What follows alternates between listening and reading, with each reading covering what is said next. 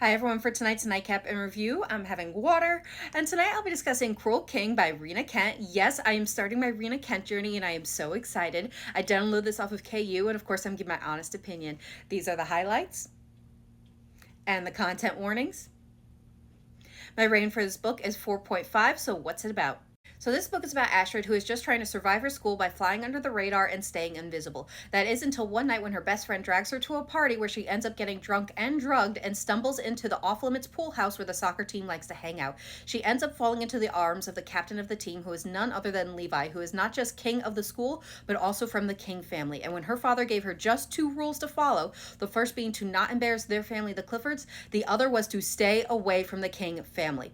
Well, her actions have her now on the radar of Levi, who is shining a light on her as he is coming for her, and he has three rules for her: to bow, break, and bend the knee. But what he doesn't realize is she is going to bring the king to his knees.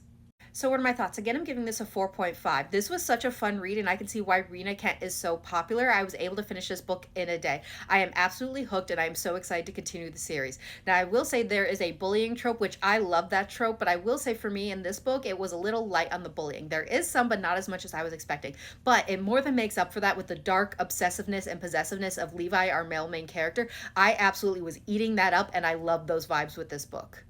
Now, along with great tension and chemistry between Astrid and Levi, I also really enjoyed the plot, especially with the ending, as there was a little twist that I personally didn't see coming as to who the villain was. I had suspected it was someone else, but I got a pleasant surprise, and I always love that.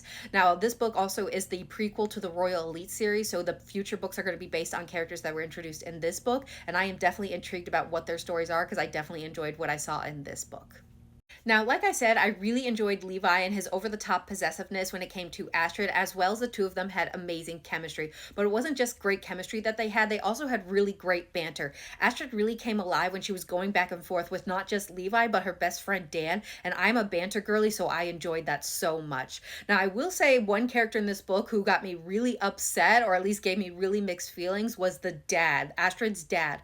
I know he was raised a certain way with certain social teachings taught into his head, but he just was confusing me so much about how he would get upset at things like Astrid calling him dad over father, but he would then later kind of do things where I was like slightly okay with him. Like I said, I have daddy issues, so I have really mixed feelings about him, and I don't know. But overall, I really enjoyed this book, and I had a blast reading it, and I'm excited to read the next book in the series. If anyone else has read this series, I would love to know which is your favorite book, because I'm excited to see which it is.